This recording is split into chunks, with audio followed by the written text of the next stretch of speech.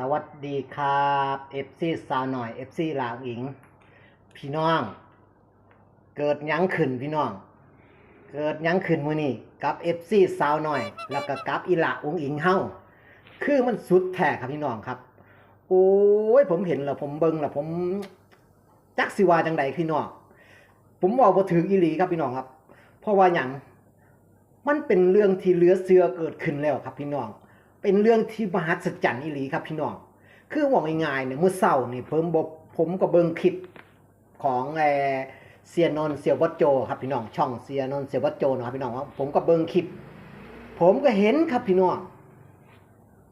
คือว่าง่ายๆผมได้มาเมื่อคืนนี่26ครับพี่น้อง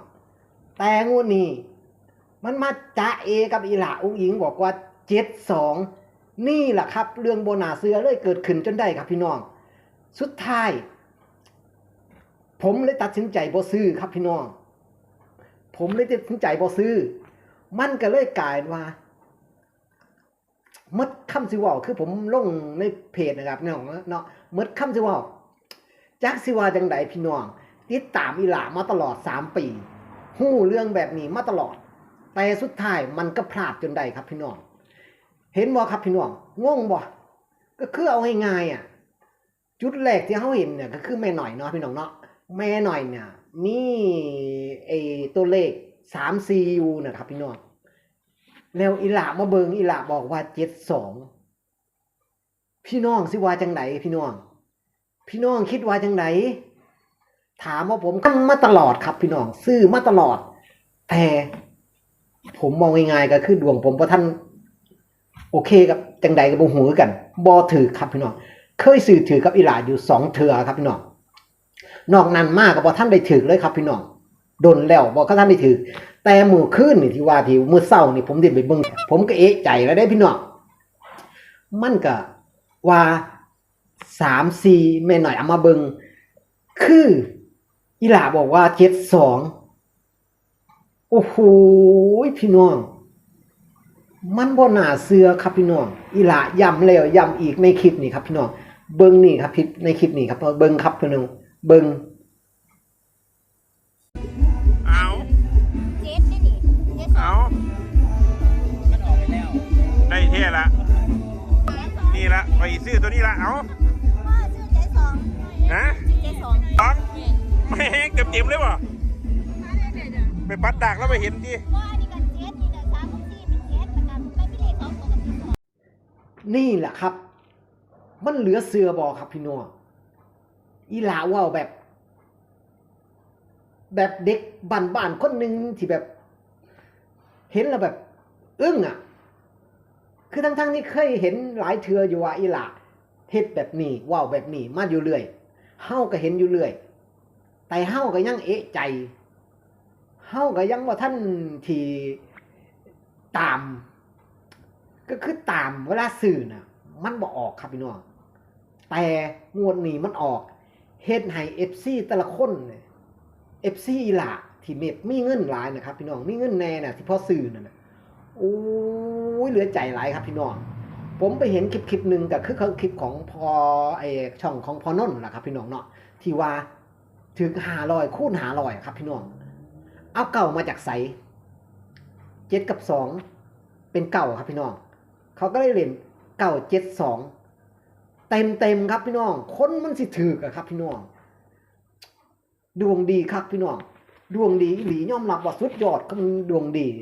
เอาง่ายๆผมก็ติดตามอีหล่ามากกับ3 ปีเนาะพี่น้องเนาะก็ติดตามมาตลอดเห็นอีหล่าเว้าแบบนี้เห็นแบบออกอยู่เรื่อยครับพี่น้องแต่ผมบ่ท่านเคยเจอจังๆครับพี่น้องบ่ท่านเจอแบบว่าถึกจังๆเห็นอยู่เรื่อยครับพี่น้องเว้าง่ายๆนี่ไผว่ามันสิเป็นบังเอิญบ่ครับพี่น้องผมว่าบ่แม่นบังเอิญครับพี่น้องผมว่าผมว่าอีหล่าน่ะสิตอบแทน FC ครับพี่น้องที่ FC ได้ติดตามที่ FC ได้ให้มาไล่ให้หยังอีหล่ามาตลอดก็คือว่าง่ายๆเอาง่ายๆก็คือในความคิดของเฮาอีหล่าน่ะก็คือบ่แม่นคนธรรมดาครับพี่น้องที่เฮาเห็นเนี่ยอีหล่าบ่แม่นธรรมดาครับพี่น้องอีหล่าเป็นคนที่มีความแบบว่าบ่มีไผมีนะครับพี่น้องก็สังเกตดีๆครับพี่น้องคนมองไหนที่สิมาดังแบบปุ้ง ปงปังแบบภายในแบบว่าภายในแบบแป๊บเดียวใส่เวลาแค่เดือน2 เดือนสิพุ่งเป็นซุปเปอร์สตาร์สินะพี่น้องเนาะนี่คือความคิดความเงึดของเฮาที่มันเกิดที่เห็นมันเกิดขึ้นมาตลอดนี่แหละครับพี่น้องถึงว่าสุด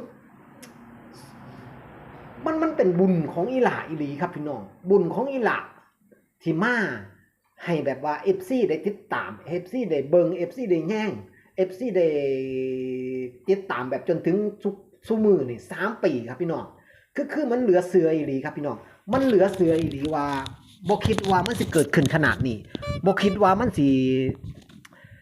เฮ็ดให้มีเรื่องแบบแปลกๆเรื่องมหัศจรรย์เกิดขึ้นแบบนี้มาตลอดคือเฮาบ่ได้คิดว่ามันสิเป็นแบบนี้อีหลีครับพี่น้องแต่มันก็เป็นแล้วครับพี่น้องมันก็เป็นแล้วกับอีหล่าอุ๋งอิงคนเดียวครับพี่น้องอีหล่าอุ๋งอิงที่ไผก็บ่บางคนนี่บ่เชื่อครับพี่น้องบางคนนี่บ่เชื่อว่าสิเกิดขึ้นแบบนี้แต่เมื่อทุกคนเจอทุกคนต้องอึ้งกับเหตุการณ์ที่เกิดขึ้นกับอีหล่าอยู่ตลอดเวลาตลอดทุกคือว่าง่ายๆคือมันบ่มีไผฮู้ว่ามันสิเกิดขึ้นตอนใดมันสิมาตอนใดทุกอย่างก็ต้องติดตามสังเกตเบิ่งครับพี่น้องเพราะว่าอีหล่าเว้านี่เอาง่ายๆก็คือมันสิแปลกกับตัวสังเกตเบิ่งนะครับพี่น้องเช่นงวดที่ช่วงพูดแอมที่ออกมาเผยแพร่น่ะช่วงนั้นน่ะเห็นบ่ครับพี่น้องอีหล่าก็เว้าอีกแบบนึงคือเขาพูดเว้าแบบนึงคือว่าเห็นอีกแบบนึงนี่แหละครับคือนี่งวดนี้กับแม่หน่อยเห็นอีก3-4แม่นบ่อีหล่าบ่แม่นอีหล่าบอกว่า72มันแปลกบ่ครับพี่น้องมันแปลกบ่ผมเชื่อว่ามื้อนี้ FC สิโอนมาไล่ให้อีหล่าหลายคักครับพี่น้องผมเชื่อว่าเป็นแสนแท้ครับพี่น้องเพราะหยังคนที่ติดตามเบิ่งมื้อคลิปอีหล่ามื้อเช้านี่มันเป็น 3-4 หมื่นแหละครับพี่น้อง 50,000 คนแหละครับพี่น้องผมเชื่อว่าทุกคนนี่ซื้อแต่หนึ่งในนั้นล่ะผมล่ะครับพี่น้องบ่ได้ซื้อ เพราะว่าหยังซื้อหวยมามันบ่ถึกดนล่ะครับพี่น้องผมก็เลยว่าสิเลิกผมก็เลยหยุดซื้อไป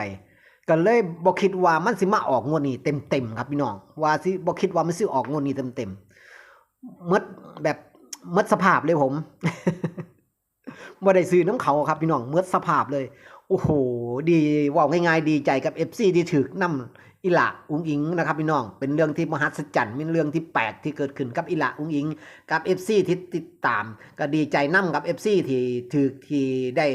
รางวัลอันยิ่งใหญ่ครั้งนี้นะครับพี่น้องเนาะขอบคุณเลยก็ดีใจนำหลายๆครับพี่น้องนี่ล่ะจังใดเฮาก็ติดตามอีหล่าไปเรื่อยๆครับพี่น้องไปเบิ่งเหตุการณ์อีหล่าว่าสิเกิดหยังขึ้นอีกมื้อข้างหน้าต้องให้เตรียมโตระวังเตรียมโตเบิ่งคอยสังเกตนะครับพี่น้องไผโชคดีก็สิได้ไผโชคบ่ดีก็คือผมนี่ครับพี่น้องบ่ได้ก็ผมก็บ่ทันเข้าใจคือกันครับพี่น้องเป็นหยังถึงบ่ได้เพราะว่าผมก็ติดตามอีหล่ามาตลอดคือกันเบิ่งอีหล่ามาตลอดคือกัน3 ปีแล้วครับพี่น้องติดตามนี่เพียงแต่ว่าที่ผมบ่ได้ไปนำหลายก็คือเงินนั่นแหละครับพี่น้องผมก็เลยบ่ค่อยได้ไปกันนำเขาเพราะเรื่องเงินครับพี่น้องเงินหน่อยเนาะมันก็เลยบ่ค่อยได้มีโอกาสได้ไปอีหล่าก็เคยเว้าอยู่ว่าบ่เป็นหยังครับพี่น้องคนที่ติดตามบ่จำเป็นต้องมีเงินเฮาเงินหน่อยก็ติดตามได้บ่ให้ก็บ่เป็นหยังครับพี่น้องแต่มื้อนึงเดี๋ยวผมก็ต้องให้อีหล่าเรื่องเกี่ยวกับYouTube ครับพี่น้องเรื่องเกี่ยวกับ YouTube เดือนแรกเนาะเดี๋ยวก็อาจสิมีมื้อนึงที่ว่ามีเงินล่ะสิให้อยู่ครับพี่น้องจังไดผมก็สิให้รับรองว่าผมเว้าแล้วสัญญาแล้วสิให้ครับพี่น้องเดือนแรกที่ผมได้มาก็เท่าใดครับพี่น้องก็บ่หลายครับพี่น้องบ่หลายน้อยๆเพราะว่ามันก็ประมาณนั่นล่ะครับพี่น้องที่ผ่านจุดที่เขาผ่านกันนั่นแหละครับพี่น้องแค่นั้นแหละครับพี่น้องนั่นเดือนแรกเดี๋ยวผมก็ต้องมีเงินที่เอาง่ายๆก็คือเงินตรงนั้นน่ะจังหวะมันก็คือว่าล่ะครับพี่น้องผมก็เลยเดี๋ยวค่อยเอามาให้ทีหลังจำไว้ว่ามันทอใดนี่แหละครับพี่น้องจังใดก็ฝากติดตามเด้อครับพี่น้องเด้อช่องเน็ตสับเปลือปองๆนี่ครับช่องนี้ครับพี่น้องช่องนี้ช่องเนี่ยช่องสำรองนะครับพี่น้องแล้วก็ช่องใหญ่ก็คือช่องสับเปลือช่องแท็กซี่หลงทาง Channel สับเปลือปองๆอันนั้นช่องใหญ่ครับพี่น้องอันนี้ช่องสำรองครับพี่น้องฝากมาติดตามช่องสำรองนะครับพี่น้องเน็ตสับเปลือปองๆครับพี่น้องฝากมาติดตามกดไลค์กดแชร์นะครับพี่น้อง มื้อนี้ก็บ่มีหยังหลายครับขอบคุณหลายๆ FC สาวน้อย FC ลาวอินที่มาติดตามที่มาเบิ่งมาแย่งครับขอบคุณครับ